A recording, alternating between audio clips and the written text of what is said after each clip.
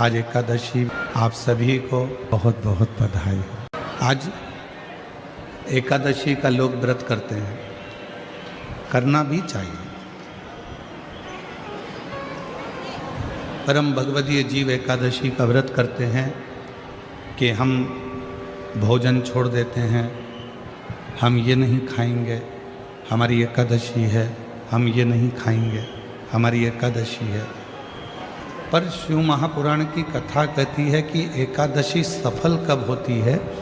जब आपकी 5 कर्मेंद्री, 5 ज्ञानेंद्री और 1 मन ये आपके कंट्रोल में हो, तो समझ लो कि एकादशी पूर्ण हो गई और एकादशी का फल आपको प्राप्त हो गया।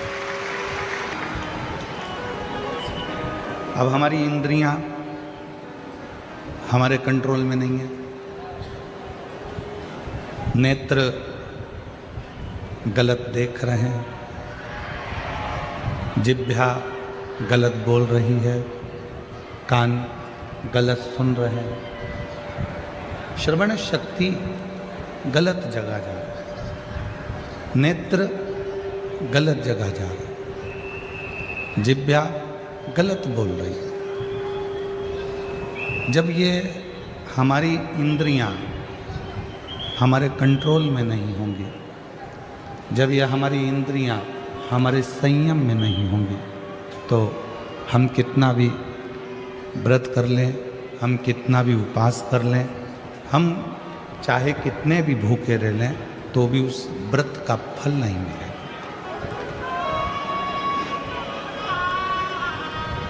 व्रत का फल कब मिलता है? जब हमारी इंद्रियां हमारे काबू में हो। कि नेत्र दिए रे तूने दाता बन के, नेत्र दिए रे तूने दाता बन के, और कभी नहीं दरस कियो, दयालु मैंने अवगुण बहुत कियो, अवगुण बहुत कियो, दयालु मैंने अवगुण बहुत कियो।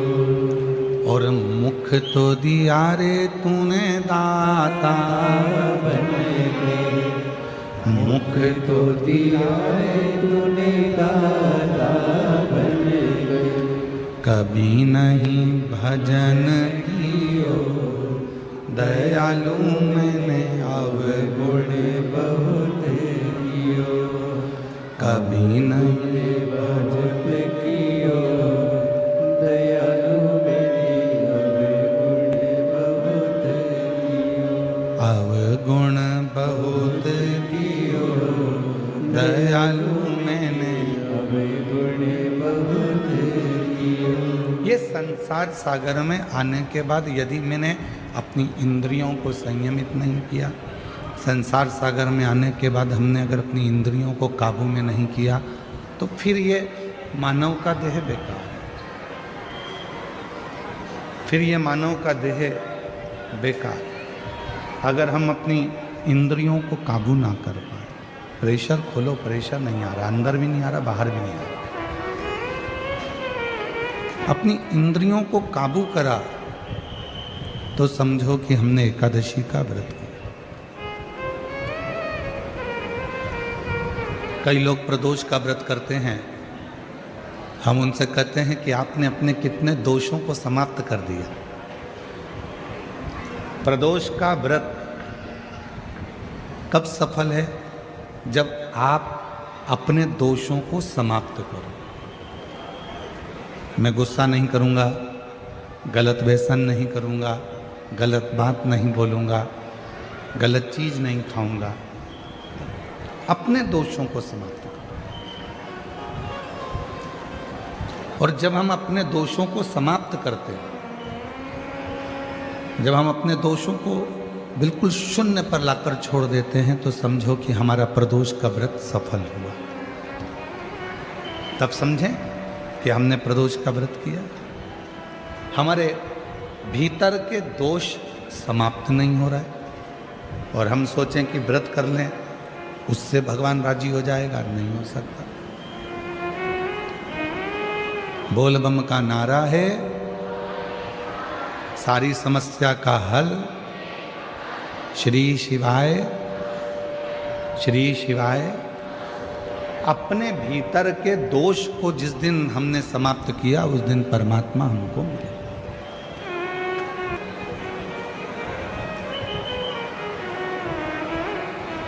भक्ति, विश्वास, ये दो चीजें हैं। कितनी भी भक्ति कर लो, कितना भी भजन कर लो, कितना भी कीर्तन कर लो, कितना भी मंत्र जाप कर लो, कितना भी स्मरण कर लो, अगर तुम्हारा विश्वास तुम्हारे परमात्मा के प्रति नहीं है तो फिर तुम्हारा कीर्तन करना, तुम्हारा भजन करना, तुम्हारी भक्ति करना बेकार। पर यदि तुमने विश्वास पूर्ण कर लिया, उसके ऊपर संपूर्ण अपना जीवन का भार सौंप दिया,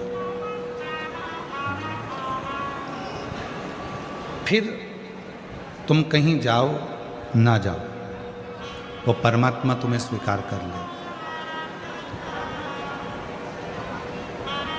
आज से 25 साल पहले का एक टीवी पर एड चलता था।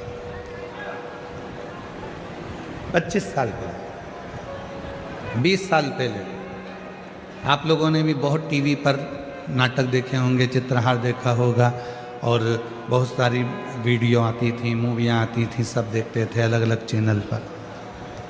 ईमानदारी से बोलना, आपने भी ये वाला सुबेरे सुबेरे श्रीयंत्र बेचने वाले भी टीवी पर ऐड देते थे, बोलो सही है कि गलत है?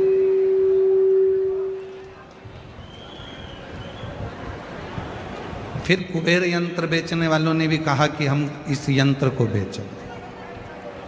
फिर हनुमान जी का यंत्र भी बेचने वाले,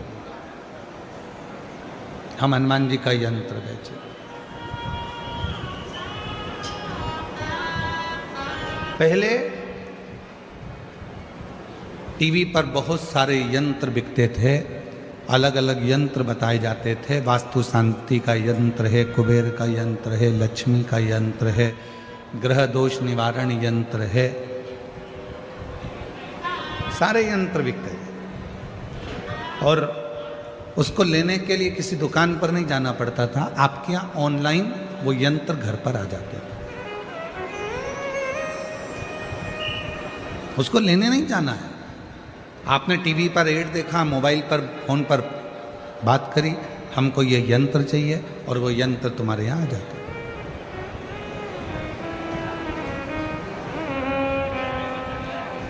कई लोगों के घर में भी यंत्र होंगे,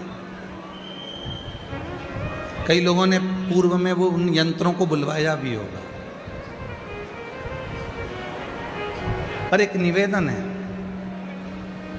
घर में श्री यंत्र रखो, घर में कुबेर यंत्र रखो, घर में ग्रह दोष निवारण यंत्र रखो, घर में वास्तु दोष निवारण यंत्र रखो, घर में तुम चाहो जितने यंत्र रखो।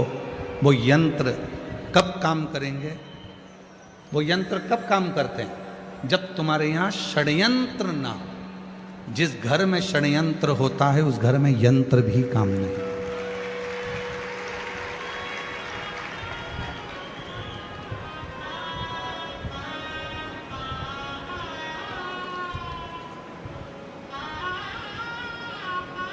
इतना षड्यंत्र घर के अंदर चलता है, कोई ये भड़काएगा, कोई वो भड़काएगा, कोई कुछ कहकर जाएगा, कोई कुछ कहकर जाएगा, कोई कुछ बोल कर जाएगा। भाई भाई में षड्यंत्र चल रहा है, बहन भाई में षड्यंत्र चल रहा है, बहू सास में षड्यंत्र चल रहा है, देवरानी जेठानी में षड्यंत्र चल रहा है, पड़ोसी अड़ोसी धड़ोसी सब में षड्यंत्र चल रहा है। अब ईमानदारी से बोलो, इतने षड्यंत्र यदि घर में इतने षड्यंत्र चलेंगे तो कोई यंत्र तुम्हारे यहाँ काम करेगा? अरे बोलो तो जम के, नहीं कर सकते। षड्यंत्र घर में चलना बंद हो जाए, बहू सास का षड्यंत्र चलना बंद हो जाए, ननंद भाभी का षड्यंत्र चलना बंद हो जाए, बेटी माँ का षड्यंत्र चलना बंद हो जाए, बाप बेटे का षड्यंत्र चलना बंद हो जाए, भाई भाई का षड्यंत्र चलना बंद हो जाए, रिश्तेदारों का एक दूसरे के प्रति षड्यंत्र चलना बंद हो जाए। जो ये षड्यंत्र चलता है तो कोई यंत्र भी काम नहीं करता। यंत्र कब काम करेगा? जब आप षड्यंत्र से दूर हो।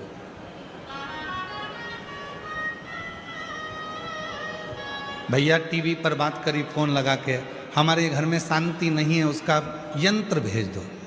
उसने ग्रह शांति का यंत्र भेजा, पर ग्रह शांति का यंत्र काम ही नहीं कर रहा, क्योंकि षड्यंत्र इतना ज्यादा हो रहा है। उधर से फोन आता है वो अपनी माँ को भड़का देते हैं, उधर से फोन आता है वो अपनी सास को भड़का देते हैं, उधर से फोन आता है वो अपनी बहू को भड़का देते हैं, उधर से फोन आता है वो अपनी बेटी को भड़का देते हैं। षड्यंत्र इतना चल रहा है कि ग्रह शांति यंत्र भी काम नहीं करता।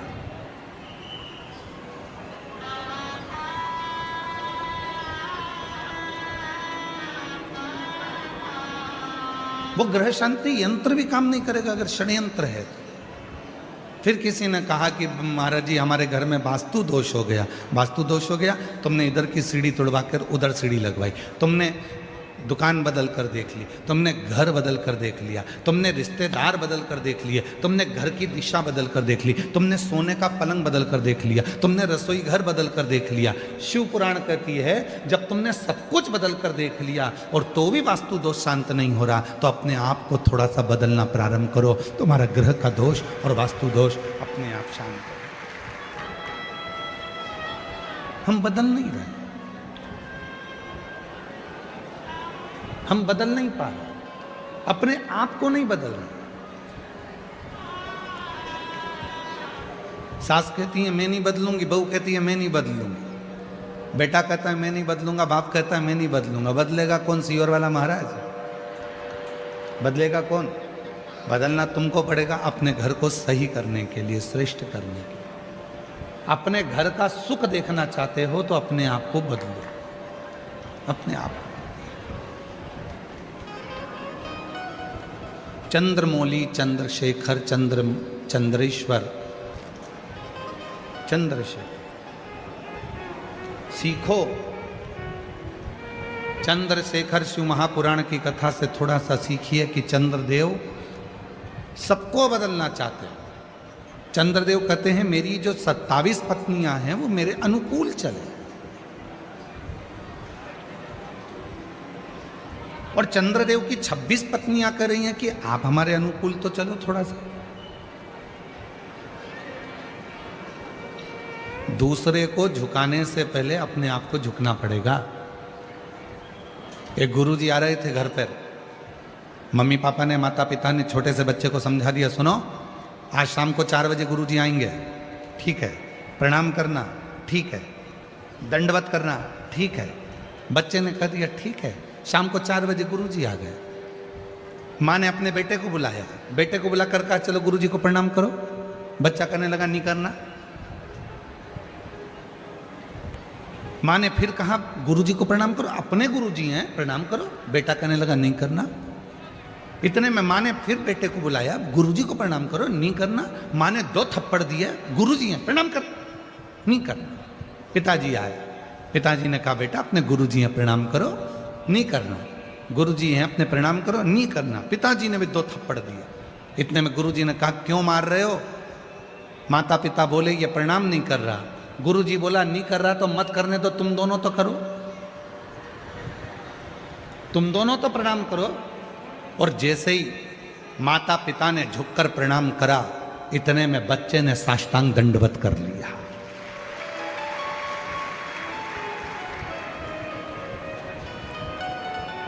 हम सुधरेंगे, युग सुधरेगा। हम बदलेंगे, जम के बोलो, जम के, युग बदलेगा। गायत्री परिवार वाले कहते हैं हम सुधरेंगे, युग सुधरेगा। हम बदलेंगे, युग बदलेगा। कब बदलेगा? जब हम बदलेंगे। कब सुधरेगा? जब हम सुधरेंगे। और हम क्या कर रहे हैं? बहू को सुधारने का प्रयास कर रहे हैं। हम क्या कर रहे हैं? सास को सुधारने का प्रयास कर रहे हैं। हम क्या कर रहे हैं? बेटे को सुधारने का प्रयास कर रहे हैं। हम क्या कर रहे हैं? बाप को सुधारने का प्रयास कर रहे हैं। हम क्या कर रहे हैं? भाई को सुधारने का प्रयास कर रहे हैं। हम क्या कर रहे हैं? बहन को सुधारने का प्रयास कर रहे हैं। सबको सुधारने का प्रयास करा, पहले अपने आप को सुधारा।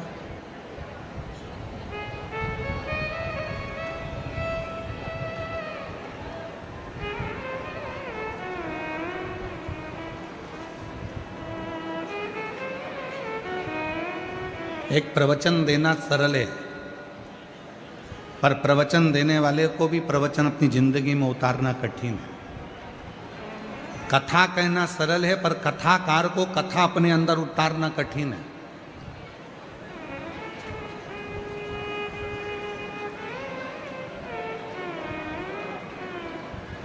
आज के जमाने में ढेर सारे कथाकार मिल जाएंगे, आपको कथा भी कहते हैं, पर वो कथा अपने जीवन में उतारते कितनी है? कितना उतारते?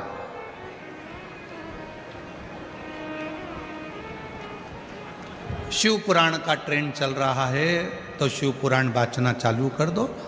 श्रीमद् भागवत का ट्रेंड चले तो श्रीमद् भागवत वाचना प्रारंभ कर दो। रामचरितमानस का ट्रेंड चले तो रामचरितमानस वाचना प्रारंभ कर दो। नहीं भाई, शिव पुराण, राम कथा, श्रीमद् भागवत, गीता, ये सब पुराणे, जितने भी शास्त्र हैं, शिव पुराण कहती है जो भी पुराण बाचो आप दूसरों को बाच कर सुनाओ, उससे पहले उस पुराण का आधे से ज़्यादा अंश अपनी जिंदगी में उतारो, तब शिव पुराण सुनाओ, तब श्रीमद् भागवत कथा सुनाओ, तब रामचरितमानस सुनाओ। अपने आप को सवारो थोड़ा सा। कथा में वो बोल रहे थे कि भव सागर से पार उतरना है तो भगवान शिव का नाम लेना पड़ेगा। नमः शिवाय जपो, श्री शिवाय नमस्तुभ्यम बोलो, ओम नमः शिवाय जपो, पार उतर जाओ। 3 महिलाओं ने बात सुन ली और तीनों महिला सिर पे अपनी माखन की मटकी, दूध की मटकी लेकर दूसरे गांव में दूध बेचने जाती थी। बीच में नदी पड़ती थी। तीनों महिला रोज नाव वाले को बुलाती थी, नाव वाले को थोड़ा सा पैसा देती और उस पार उतरकर दूध बेचकर आ जाती। तीनों महिलाओं ने नाव वाले को बुलाया। इतने में एक महिला ने कहा कि अभी गुरुजी के मुख से सुना था, भव सागर से पार उतरना है तो भगवान का नाम लो। जब भगवान का नाम लेकर भव सागर से पार उतर सकते हैं तो फिर ये छोटी सी नदी है, नाव से क्या पार करना? इसलिए नाव वाले से बोल दो नाव वापिस ले जाए। आज गुरु जी के कहने से अपन जब भव सागर से पार उतर सकते हैं नाम लेकर, तो फिर इससे भी पार उतरना है। तीनों महिलाओं ने अपने अपने मटके सिर पर ले लिए और उन्होंने हाथ जोड़कर नमः शिवाय, नमः शिवाय, नमः शिवाय, नमः शिवाय जपती जपती पानी में चली गई। पानी में चलते चलते चलते चलते नमः शिवाय बोलते बोलते बोलते बोलते नदी पार कर ली। नदी पार उतर गई। तीनों ने कहा गजब के गुरुजी हैं, उन्होंने कहा था कि भगवान का नाम लो भवसागर पार उतर जाओगे। अपना तो 1 रुपया नहीं लगा और अपन नदी भी पार उतर गए। अब रोज वो वैसे ही जाना आना करते। एक दिन उन्होंने गुरुजी से कहा, गुरुजी कल कथा समापन होने वाली है, आप हमारे घर भोजन करने चलना। गुरुजी ने कहा ठीक है चल चलेंगे। महिलाओं ने, तीनों ने कथा सुनी, गुरुजी को साथ लिया, तीनों नदी पर पहुंची और नदी पर जाकर तीनों ने गुरुजी से कहा चलो। गुरुजी बोले नाव तो बुलाओ।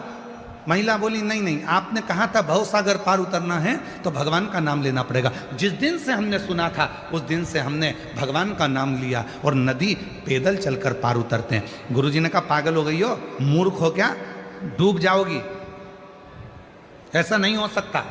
महिला कहने लगी हम तो चल रहे हैं, तुम तो कथा भाजते हो, तुमको तो विश्वास होना चाहिए, चलो हमारे साथ। और जो महिलाएं नमः शिवाय बोलती बोलती चली, गुरुजी को भी कहा चलो।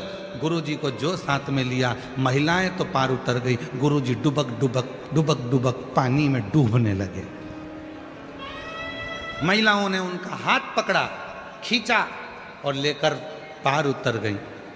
गुरुजी ने महिलाओं के चरण पकड़ लिए कि तुमने मेरी वाणी पर, मेरे पुराण पर, मेरी बात पर भरोसा करा इसलिए तुम पार उतर जाती हो, और मैं बाँचता हूं तो भी भरोसा नहीं कर पाया इसलिए डूब जाता, इसलिए डूब। एक कथाकार का सबसे बड़ा नियम होना चाहिए, जितनी कथा वो व्यासपीठ से कहते हैं उतनी कथा को अपने ऊपर भी अमल करें। जब अपने ऊपर अमल करेंगे और फिर दूसरे को कहेंगे तो वो कथा असर करती है, वो कथा असर। कथा कब असर करेगी? जब वो अपने ऊपर भी धारण करे, अपने ऊपर। कई लोग कहते हैं वो सीहोर वाला बाबा कथा कहता है, इतने सारे पत्र इकट्ठे होते हैं, लोग कथा सुनने आते हैं, पत्र भी लेकर आते हैं, सबकी मनोकामना पूरी हो जाती है। ऐसा क्या है शिव पुराण की कथा में? हम कहते हैं कथा वाचने से पहले अपने ऊपर अमल करो। जितनी बातें शिव महापुराण में कही जाती है इस व्यासपीठ से, उतनी हमारे ऊपर भी पूरी पूरी अमल करते हैं, तब आपको व्यासपीठ पर आकर कहते हैं, तब स्वयं अमल करो।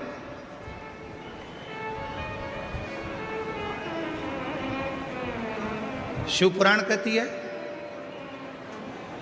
बीच की बेलपत्र पर शहद लगाकर शंकर जी को लगाकर एग्जाम देने जाओ।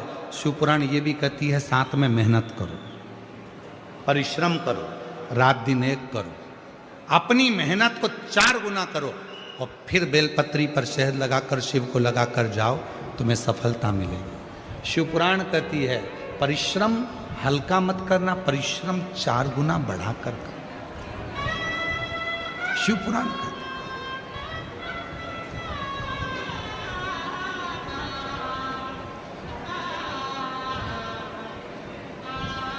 मेहनत करी आप लोगों ने यहाँ आने में, पार्किंग में गाड़ी रोक दी, सिर पर बैग रख लिया, लेकर चल दिए पैदल पैदल पैदल पैदल।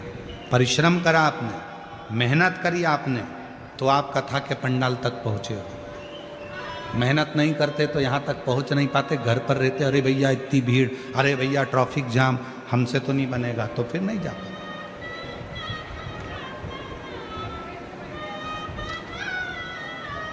वैष्णो देवी कौन कौन गया है?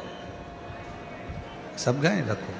सप्तशृंगी माता के मंदिर कौन कौन गया है? सब गए? रखो। जब माता सप्तशृंगी के मंदिर पर जाते हैं, सीढ़ियाँ चढ़ते हैं, धीरे धीरे बढ़ते हैं, तो लोग चिल्ला कर पूछते हैं लोगों से, भैया कितना है? चलते जाओ। वैष्णो देवी जाने वालों से पूछते हैं, जब थक जाते हैं, क्यों भैया मंदिर कितनी दूर है? चलते जाओ।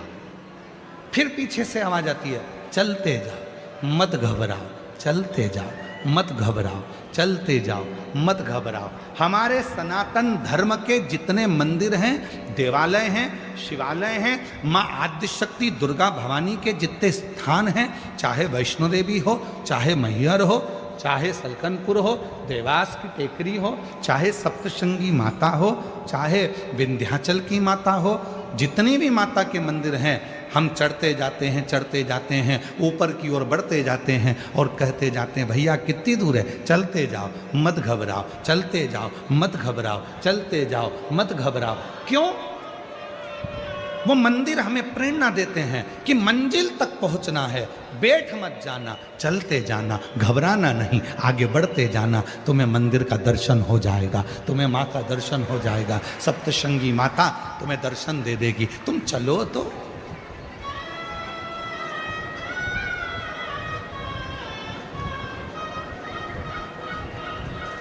नूतन वर्ष आ रहा है,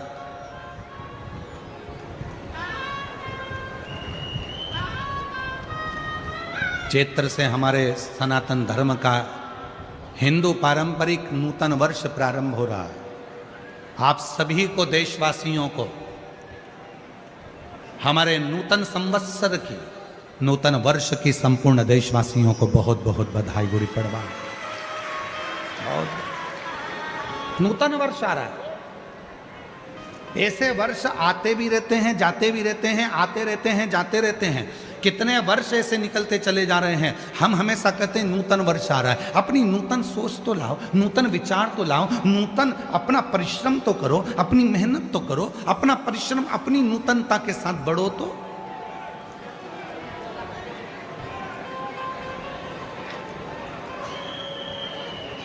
चलते जाओ मत घबराओ, चलते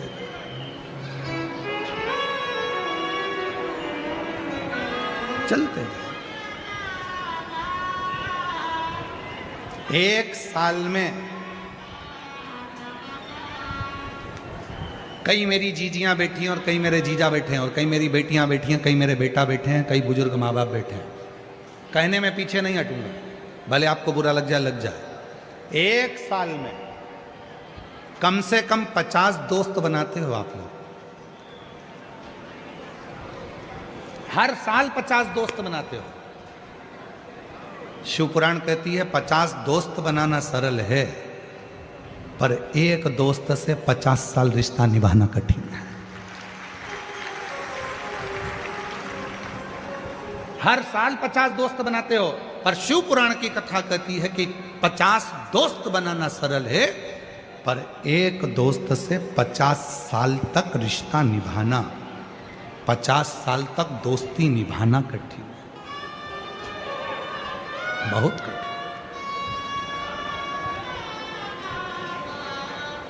आजकल एक नया काम चालू हो गया, शादी की सालगिरह 25वीं, क्या बोलते हैं उसको, क्या बोलते हैं, सिल्वर जुबली।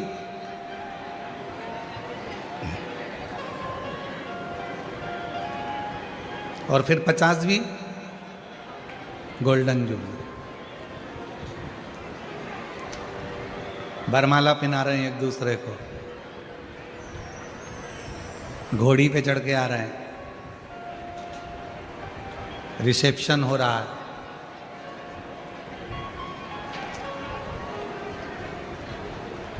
हमारे एक यजमान है सीहोर में, श्री राजन जी अग्रवाल ब्यावरा वाले, उनकी शादी की सालगिरह थी 50 में। उनके बेटे रवि, रितेश, ये सब आए, कमलेश जी, शैलेश जी बैठे। उन्होंने कहा गुरु जी, हमारे काका जी की, ये रवि रितेश की पिताजी की शादी की सालगिरह है 50वीं गोल्डन जुबली। हमने कहा बहुत बढ़िया, आपको बधाई हो, 50 साल शादी के हो गए। कहा हमारा मन है कि हम इसको इस तरह से मनाएं, शादी के फंक्शन जैसा। हमने कहा शादी के फंक्शन तो पूर्व में हो चुके हैं, अब मनाना है तो कहीं भगवान की कथा कराकर, कहीं भगवान का भजन कराकर, कहीं भगवान का स्मरण कराकर, कहीं रुक्मणी मंगल कराकर, कहीं कृष्ण मंगल की लीलाएं गाकर, फिर आप अपनी शादी की सालगिरह मनाएं। फिर उन्होंने वैसी की वैसी ही मनाई, रुक्मणी मंगल कथा रखी, भगवत भजन रखा, स्मरण रखा, और वैसे ही मनाओ। बच्चों का जन्मदिन भी मनाओ, हम मना नहीं करेंगे। हैप्पी बर्थडे टू यू, हमारी तरफ से तुम्हें बधाई हो। शादी की सालगिरह भी मनाओ, मना नहीं है। सिल्वर जुबली, गोल्डन जुबली, तुम्हारी जो जो जुबली और चुगली जो भी है तुम सब मनाओ, मना नहीं है। पर निवेदन है उस जुबली के साथ में, उस जुबली के साथ में किसी प्राचीन मंदिर में, तुम्हारे गांव के मंदिर में, तुम्हारे शहर के मंदिर में, कहीं मत जाओ, अपने भुसावल के मंदिर में, अपने शहर के मंदिर में, अपने जलगांव के मंदिर में, अपने गांव के मंदिर में, किसी मंदिर में जाकर जो तुम सिल्वर और गोल्डन जुबली मनाना चाहते हो, उस दिन उस मंदिर की पुताई करवाओ, सफाई करवाओ, मंदिर का डेकोरेशन करवाओ और शिव जी का अभिषेक करवाओ, तो सिल्वर जुबली, तो गोल्डन जुबली। एक संकल्प लो, मैं अपना जन्मदिन कैसे मनाऊंगा। आज से नियम ले लो भुसावल वालों, और आज से नियम ले ले पूरे सनातनी जितने कथा श्रवण कर रहे हैं। अपना जन्मदिन आए, 500 रुपए का केक लाना, 1000 रुपए का केक लाना उससे अच्छा है 500 रुपए की पेंट की बाल्टी लेना, कलर की बाल्टी लेना, और कोई पुराना मंदिर तुम्हारे गांव में हो जिसमें धूल जम रही हो, उसको साफ कर कर, पुताई कर कर उसको रंगीन कर देना। तुम्हारा 500 रुपए का केक आधे घंटे में समाप्त हो जाएगा, मुंह पे मलेंगे भूत हो जाओगे। वो 500 रुपए का केक 15 मिनट में उड़ जाएगा। पर आज एक नियम बनाओ कि हमारे घर पर जब भी जन्मदिन आएगा, शादी की सालगिरह होगी, हमारे गांव में, हमारे नगर में, हम जिस गांव में रहते हैं वहां का कोई मंदिर हम देखेंगे, उस मंदिर में कोई पेंट हम खुद अपने हाथों से पुताई कर देंगे। अपने घर की पुताई करते हैं तो वहां नहीं कर सकते।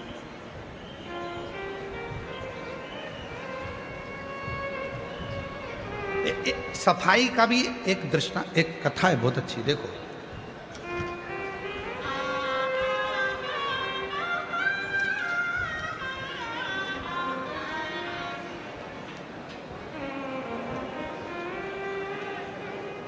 एक सुंदर प्रसंग है शिव महापुराण का।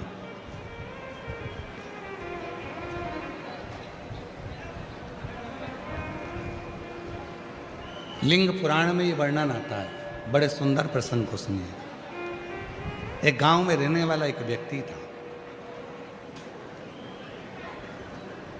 लोग उसको प्रेम से शंभू कहते थे। बहुत भोला था, इतना भोला कोई बता दे ये काम कर लो तो वो काम कर लेता, जो बोलो वो कर लेता। बूढ़ी माँ थी, एक बहन थी,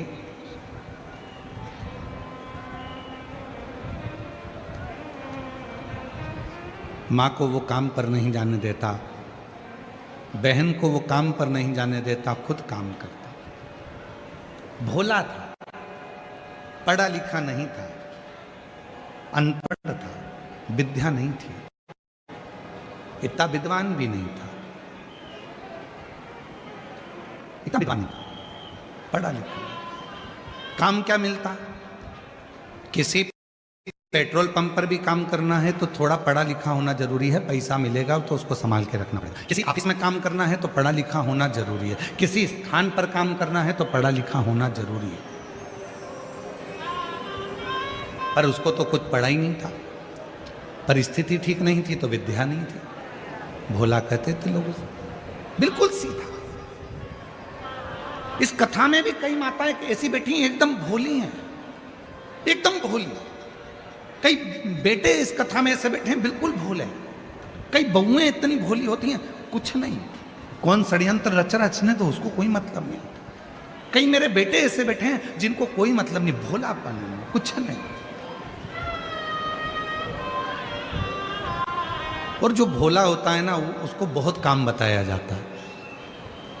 घर में बूढ़ी माँ थी, बहन थी, किसी को काम पर नहीं भेजता था क्योंकि गलत संगत में ना हो जाए, गलत कार्य ना हो जाए, तो खुद काम करता था। एक सेठ जी के पास गया, सेठ जी से हाथ जोड़कर कहा, बाबा जी। भोला ने हाथ जोड़कर कहा, मुझे काम दे दीजिए।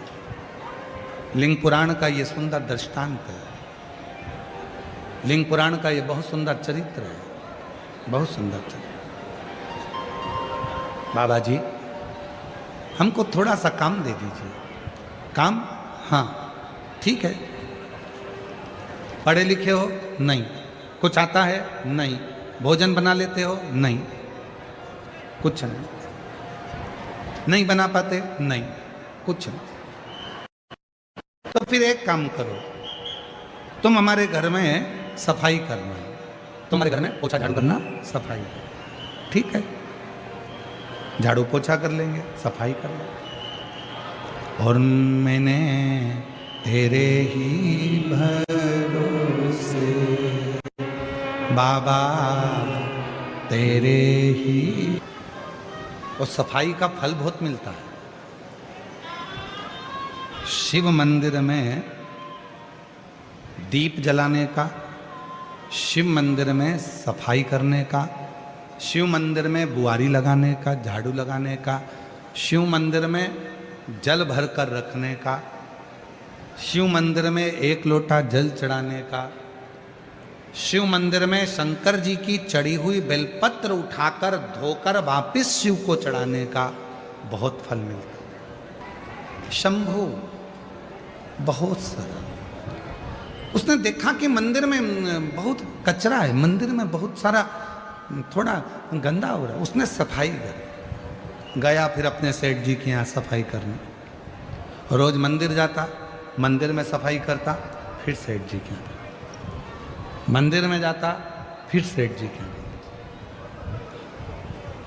अब तो एक समय ऐसा आ गया कि मंदिर में समय ज़्यादा लगने लगा और सेठ जी के यहाँ समय कम दिखने लगा। क्रोध आ गया सेठ जी को, गुस्से में लाल हो गया सेठ।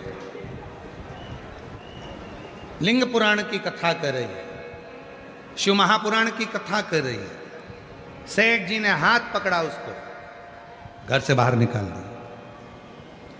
भूखा मरता है, मेरे घर से तेरा घर चलता है, तनख्वाह देता हूं तेरे को, रोटी देता हूं तेरे को, जब भूखा मरेगा तो मालूम पड़ेगा कहां समय पास करता है। शंभू के मुख से निकल गया, भोला के मुख से निकल गया।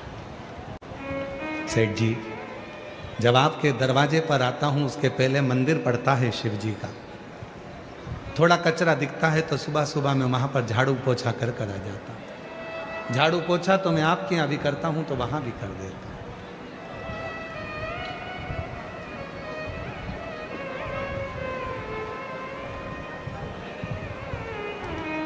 सेठ जी ने कहा तनख्वाह देता है मंदिर में कोई? मंदिर में कोई तुझे रोटी देता है? नहीं सेठ जी, तनख्वाह तो आपके यहाँ से मिलती है, वहाँ तो बस फ्री में पोछा लगाकर झाड़ू लगाकर आ जाता हूँ। जब वहाँ कोई मंदिर में तनख्वाह नहीं देता, तुझे कुछ नहीं देता, तो झाड़ू पोछा क्यों करता है? कल से मंदिर गया तो यहाँ मत आना, काम पूरा कर। उसने हाथ जोड़कर कहा सेठ जी ठीक है। दूसरा दिन फिर हुआ, उसका मन नहीं माना, मंदिर में थोड़ा और जल्दी उठकर चले गए। अब सेठ जी का भी काम करता है, वहां का भी काम करता है। एक दिन सेठ जी ने देख लिया मंदिर जाना नहीं छोड़ा, चले जाता है, मक्कारी करता है मेरे यहाँ की। और सेठ जी ने धक्के मारकर निकाल दिया। शंभू, भोला आज घर पर गया, भूखी थी माँ बहन, आज कुछ लाए नहीं। शंभू नहीं, भोला कुछ लाया नहीं? नहीं। क्यों? सेठ जी ने काम से निकाल दिया। क्यों? मंदिर जाता था, झाड़ू पोछा कर देता था, फिर सेठ जी के यहाँ चले जाता था, सेठ जी को अच्छा लगा। अब क्या करेगा? भोला के मुख से निकल गया, सेठ जी के यहाँ करता था तो सेठ जी तनख्वाह देते थे, शंकर जी के यहाँ करता हूँ तो शंकर जी तनख्वाह देंगे। तनख्वाह शिव देगा, तनख्वाह और कोई नहीं देगा, मेरा शिव देगा। तुम्हें लगता है कि हम किसी दुकान पर काम करते हैं तो वो हमको तनख्वाह देता होगा, पर जो भगवान शंकर के मंदिर में एक लोटा जल चढ़ाना प्रारंभ कर देता है, जो श्री शिवाय नमस्तुभ्यम बोलना प्रारंभ कर देता है, जिसके दरवाजे पर श्री शिवाय नमस्तुभ्यम लिखा होता है, उसकी तनख्वाह स्वयं महादेव देना प्रारंभ कर देते हैं। शिव देते लग गया शंभू। जब से तेरा गुलाम हो गया,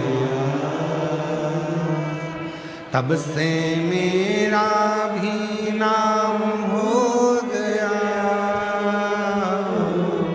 जब से तेरा गुलाम हो गया, तब से मेरा भी नाम हो गया।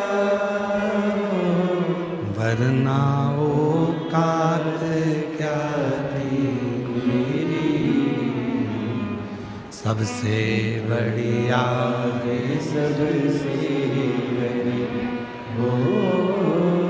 भोले बाबा तेरी नौकरी सबसे बढ़िया है सबसे बड़ी। तेरे दरवाजे की चाकरी सबसे बढ़िया है सबसे नौकरी करो। एक लोटा जल चढ़ा रहे हो, नौकरी है उसकी। शिव मंदिर में जा रहे हो, नौकरी है उसकी। झाड़ू लगा रहे हो, नौकरी है उसकी। वो हाथ में आकर पैसा नहीं देगा पर तेरी विपदा को काट देगा। वो हाथ में आकर तनख्वाह नहीं देगा पर तेरी आने वाली विपदा को, तेरे आने वाले दुख को समाप्त कर देगा। वो भले तेरे अकाउंट में पैसा नहीं देगा, याद रखना। दूसरे के यहां नौकरी कर रहे हो तो तुम्हारे बैंक का बैलेंस बढ़ रहा है, पर शिव के दरवाजे की नौकरी कर रहे हो तो तुम्हारी आनंद का बैलेंस बढ़ रहा है। आनंद का जैसे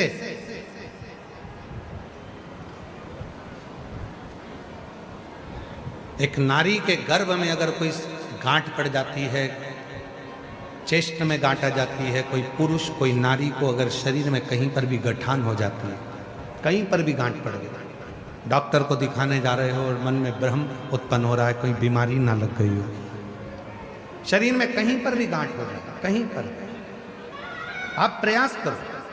शिव मंदिर के जब पूर्णिमा का दिन हो, प्रदोष का दिन हो, सोमवार की अष्टमी का दिन हो, सोमवार का दिन हो, चंद्रमा की रोशनी जब शिखर पर पड़ रही है और उस शिखर की छाया जहां पड़ रही है उसी जगह पर बैठकर एक बेलपत्र शिव पर चढ़ी हुई चबा चबा कर रात्रि के समय उसको खाना प्रारंभ कर दो।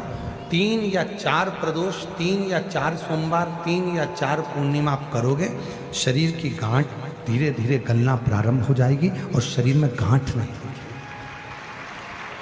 वो रोशनी और इसका प्रताप यहां वर्णन किया गया है। देखिए शिव महापुराण की कथा में स्वयं नंदी जब भगवान शंकर के पूजन की तैयारी कर रहे थे और चंद्रदेव का आगमन हुआ, चंद्र को प्रणाम किया, चंद्रदेव के अंदर अभिमान आ गया कि मुझे प्रणाम कर रहा है, नमन कर रहा है। किसी किसी को लगता है प्रणाम करो तो उसको लगता है कि मुझे प्रणाम करना है, मुझे जगह दी गई है, मुझे स्थान दिया गया है। ना, प्रणाम किया बड़े के नाते, सम्मान के नाते। चंद्रदेव ने पूजा की थाली को देखा और देखकर पूजा की थाली को चंद्रदेव ध्यान नहीं दिए और चंद्रदेव नंदी को कुछ अपशब्द कहने लगे। अपशब्द कहते हैं तो नंदी का दिल रोता है भीतर से। शिव भक्त का हृदय यदि रोता है तो उसका दंड व्यक्ति को भोगना ही पड़ता है। अब चंद्रदेव नंदी को अपशब्द कहकर चले गए, पूजा की थाली को लांग कर चले गए। अब चंद्र की स्थिति जो गई, चंद्रदेव अपने ससुराल में गए और दक्ष प्रजापति ने चंद्र को काया का रोग दे दिया। काया का रोग, शरीर में एक ऐसा रोग लग गया काया का कि वो छूटता नहीं, छूटता।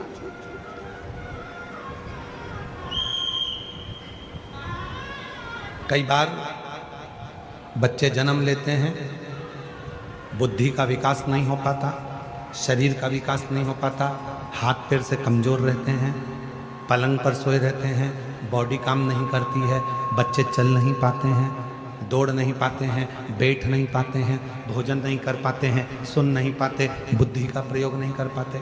उनके लिए ये चंद्रशेखर शिव महापुराण की कथा कह रही है। डॉक्टर का इलाज करवाओ, डॉक्टर शिव का रूप है, वो जैसा बताएं वैसा भी करो, पर साथ में एक चावल का दाना, एक सफेद दुर्वा, दूबा में ही बगीचे की दुर्वा जो लगती है उस दूब में ही एक सफेद दुर्वा भी लगती है, सफेद दुर्वा, एक चावल का दाना, एक सफेद दुर्वा और एक कनेर का फूल, ये तीनों शिव जी के मंदिर में प्रदोष के समय पर चढ़ाना प्रारंभ करिए।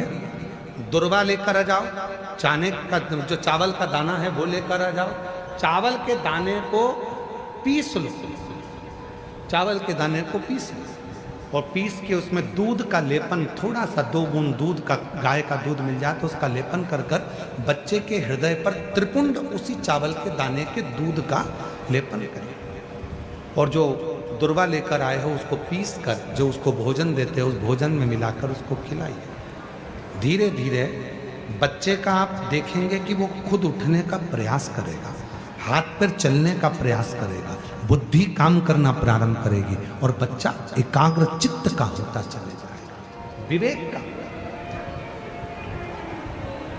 कुछ प्रदोष कर दे, कुछ भी। और ध्यान रखे, प्रैक्टिकल जरूर करें। प्रैक्टिकल का जमाना है, बिना प्रैक्टिकल के काम नहीं चलता। प्रयास आपको करना है।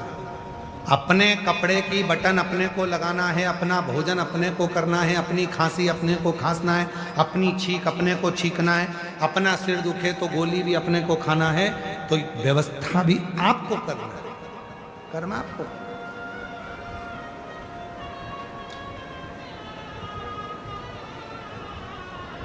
शिव भक्त का तो केवल उतना काम है कि आपके सम्मुख में आकर शिव की चर्चा का स्मरण, शिव चर्चा,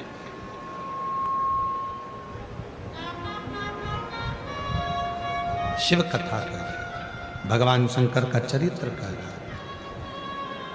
दक्ष प्रजापति ने श्राप दे दिया, चंद्र को काया का रोग लग गया। काया का रोग छूटे कैसे, किसके पास जाएं? देव ऋषि नारद ने कहा तुमने नंदी का अपमान किया। भगवान अपने अपमान को सहन कर लेते हैं, पर भगवान भोलेनाथ अपने भक्त के अपमान को कभी सहन नहीं कर पाते हैं, कभी नहीं। शिव अपना अपमान सहन कर लेंगे, पर भगवान भोलेनाथ अपने भक्त का अपमान सहन नहीं कर पाते। इसीलिए आपको शिव महापुराण की कथा में बार बार कहते हैं, भगवान शंकर की कथा नहीं सुनना मत सुनो, पर शंकर की कथा की निंदा मत करो। शिव जी के मंदिर नहीं जाना मत जाओ, पर शंकर की निंदा मत करो। शिव महापुराण में नहीं जाना मत जाओ, पर कोई शंकर का भक्त है, शिव का भजन करने वाला है, शंकर का स्मरण करने वाला है, कोई शिव गुरु है, कोई शंकर को ही गुरु मानकर शिव को ही गुरु के तत्व में जानते हैं, तो उस शिव गुरु की कभी निंदा मत करो, कभी निंदा मत करो। क्यों? क्योंकि शिव अपना अपमान सहन कर लेते हैं, पर अपने शिव गुरु का अपमान शिव कभी सहन नहीं कर पाते हैं, उसकी निंदा। तने सुनना हो तो सुनो, नहीं सुनना है तो अपना घर बना। कोई नहीं कह रहा तुमसे कि कथा में आ, निंदा मत करो, बुराई मत करो। कोई मंदिर जा रहा है तो उसकी निंदा मत करो। कई लोगों की आदत रहती है, कोई माताएं जल लेकर मंदिर जाती हैं तो उस पर ताना कस देते हैं। क्यों कसना? एक दिन जिंदगी का ऐसा आएगा कि तुम पर ताना कसा जाएगा। किसी को अपशब्द मत करो। एक उंगली जब हम किसी पर उठाते हैं तो ये 3 उंगली अपनी ओर जाती है कि तू अपने अंदर झांक कर देख कि तू कैसा। क्यों अपमान कर, क्यों अपशब्द कर?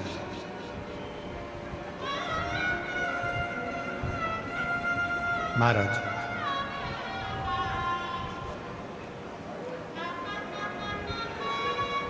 पूरी मनुष्य देह में, पूरे मानव के शरीर में केवल हमारे शब्द, हमारी वाणी 24 घंटे यात्रा करती है। मानव के शरीर में केवल हमारा शब्द, हमारी वाणी ऐसी है जो 24 घंटे यात्रा करती है। शब्द, इसलिए कहते हैं वाणी ऐसी बोलिए जो मन का आपा खोए। 4 ताले में बंद हो जाओ और 4 ताले में बंद होकर भी तुम कुछ बोलोगे तो तुम्हारे शब्द बाहर निकलकर आ ही जाएंगे और लोगों के कानों तक पहुंच जाएंगे। पति पत्नी अपने कमरे में बैठकर भी बात करेंगे तो वो बात अपनी बहू तक पहुंच ही जाएगी, बेटे तक पहुंच ही जाएगी। बहू बेटा अपने कमरे में बैठकर बात करेंगे तो वो बात सास तक पहुंच जाएगी। कोई नहीं है, कमरे की आवाज भी बाहर नहीं जाती है, कोई नहीं सुनता, फिर भी वो शब्द चलते हैं। हमारे मुख से निकले हुए शब्द यात्रा करते हैं। कथा हम यहाँ बाँच रहे हैं भुसावल में, पर यह कथा जिसने नहीं भी सुनी होगी तो भी एक ना एक दिन ये शब्द चलकर किसी के भी माध्यम से पहुँचेंगे, लोगों के कान तक पहुँच ही जाते हैं। शब्द चलते हैं, शब्द यात्रा करते हैं, वाणी यात्रा करती है, शब्द चलते हैं और ये वो यात्रा करते हैं। शब्द यात्रा, वाणी यात्रा करती है। इसलिए निवेदन है, सास से भी निवेदन है, बहू के लिए कोई भी शब्द बोलो वो बहू तक पहुंचेगा एक ना एक दिन। बहू से निवेदन है, तुम सास के लिए कितना भी मायके में जाकर बोल दो, अपनी मम्मी के सामने जाकर बोल दो, फिर भी वो शब्द एक ना एक दिन तेरी सास के सामने जरूर आएगा। वो शब्द घूमता है, आता है और तुम्हारे सामने पहुंचता है। तो क्यों बोले हम आड़ा टेढ़ा, क्यों बोले हम अपशब्द? अरे मत बुरे कर्म कर बंदे वरना पछताएगा भगवान की।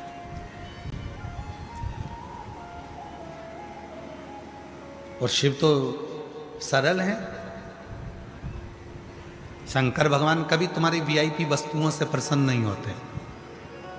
शंकर भगवान को प्रसन्न करना है तो एक धतूरा, एक चावल का दाना, धतूरा चढ़ाओ शिवलिंग पे, चावल का दाना सुंदरी की, हाथ रखो चावल के दाने पर और शिव जी से अपने मन की बात प्रदोष के दिन, प्रदोष काल में, शाम के समय चंद्रमौलेश्वर महादेव का नाम लेकर कह दो। 3 महीना तो जाने दो, 3 दिन में वो बाबा मुराद पूर्ण करना प्रारंभ कर देते। आए हो 25, 50, 100 रुपए का पेट्रोल डीजल लगा के आए, बैठे हो, कथा सुनो, कथा की आरती हो, प्रणाम करना, रज को अपने मस्तक से लगाना, विनय करना, बाबा बहुत दुखी हूं, मेरे कालाधिपति महाकाल, हे मेरे चंद्रशेखर महादेव, हे मेरे सोमनाथ, हे मेरे मल्लिकार्जुन, बहुत दुखी हूं। मैंने सुना है तेरे दरबार में आया कभी कोई खाली ना गया। मेरे महाकाल, दुनिया के दुख को हरने वाले मेरे दुखड़े को भी दूर कर दे, मुझे तेरी कृपा की दृष्टि कर दे, कृपा की दृष्टि, कृपा की दृष्टि।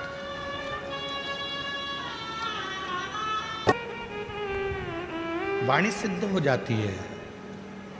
जिसने प्रतिदिन भगवान शंकर पे चढ़े हुए जल का आचमन करा है उसकी जिह्वा सिद्ध हो जाती। जिसने रोज शिव पे चढ़ी हुई बेलपत्री का एक छोटे से छोटा अंश भी प्रतिदिन अपनी जिह्वा पर लिया है, खाया है, उसकी जिह्वा सिद्ध हो जाती। जिह्वा सिद्ध।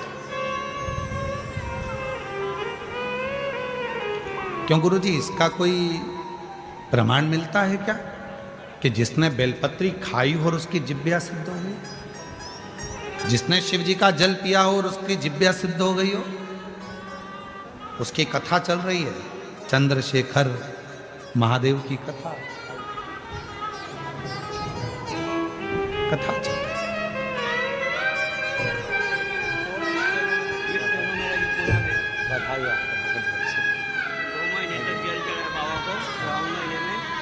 शिव पर चढ़े हुए जल पीने से जिह्वा सिद्ध हो जाती है। हमें सिद्ध करने का कोई मंत्र नहीं आता, हमें कोई साधना नहीं आती, हमें कोई व्रत नहीं आता, हमें कोई तप नहीं आता। लोग कहते हैं इस मंत्र को सिद्ध कर लो, लोग कहते हैं रुद्राक्ष को सिद्ध कर लो, लोग कहते हैं इसको सिद्ध कर लो, लोग कहते हैं उसको सिद्ध कर लो। हम कहते हैं कुछ मत करो, शिव जी पे चढ़े हुए जल को पीना प्रारंभ करो। रोज शंकर जी पे चढ़े हुए थोड़ा सा जल आचमन करना प्रारंभ कर दो। प्रतिदिन एक दिन भी खाली नहीं जाना चाहिए। एक ना एक दिन तुम्हारी जिह्वा सिद्ध हो जाएगी। तुम जिससे जो कहोगे वो अपने आप काम होना प्रारंभ हो जाएगा। चाहिए ये उसको नहीं मालूम। उसने तो देखा कि बेलपत्र, यार उसको बेलपत्र से मतलब नहीं था, उसको तो पत्र से मतलब था। कोई आता पत्र चढ़ाता और वो खाता। वो जान नहीं पाया।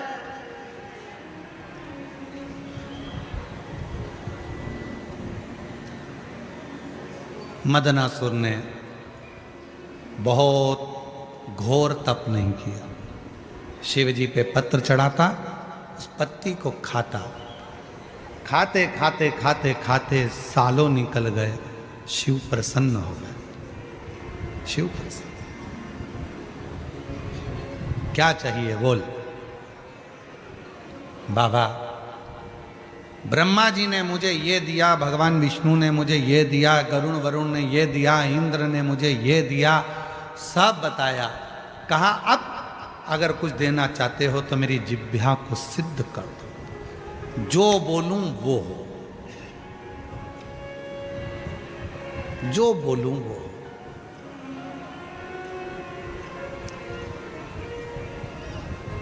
शिव जी तो शिव जी थे। रोज बेलपत्र खाने वाले की जिह्वा शिव सिद्ध कर देते हैं।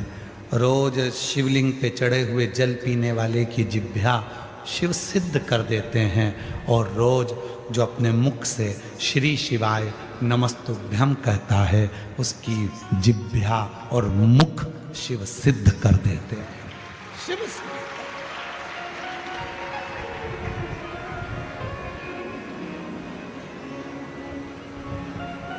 सिद्ध। मदनासुर, वर देता हूं, तेरी जिह्वा आज से सिद्ध होती है। तो जिस जिह्वा से जो बोलेगा वो होगा। शिव जी ने सोचा नहीं गलत बोल दिया तो, शिव जी ने विचार ही नहीं करा, सिद्ध हो गई जिह्वा। मदनासुर ने बोलना प्रारंभ कर दिया। संत यज्ञ कर रहे थे, मदनासुर ने बोल दिया यज्ञ में पानी गिरना प्रारंभ हो जाए। यज्ञ में पानी गिरा, भस्म। कोई स्त्री हंडा लेकर जा रही थी पानी का मटका, मदनासुर को जाने की जरूरत ही नहीं थी, देख लेता था, ऊपर से कह देता फूट जा, फूट गया जिह्वा से। अच्छा हुआ वो तो भुसावल वालों की जिह्वा सिद्ध नहीं हुई। ये किसी को गड़बड़ नहीं करते यार।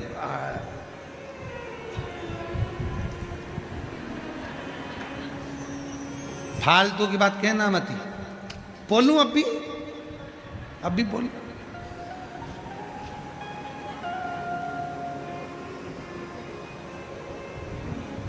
जिह्वा सिद्ध हो। मना नहीं है, आप शंकर जी को जल चढ़ाते हो, शिव जी का जल पीते हो, शंकर जी पे चढ़ी हुई बेलपत्र खाते हो, भले थोड़ी सी खाओ, पर सिद्ध हो जाती है ना, तो किसी का बुरा नहीं करना, भला करो, अच्छा करो। भगवान भोलेनाथ जी से कहकर जाना इस पंडाल में, बाबा 4 व्हीलर गाड़ी दिलाना, अगली बार जहां कथा हो तो मेरे मोहल्ले की माताओं को उस गाड़ी में बिठाकर कथा सुनाने के लिए ले।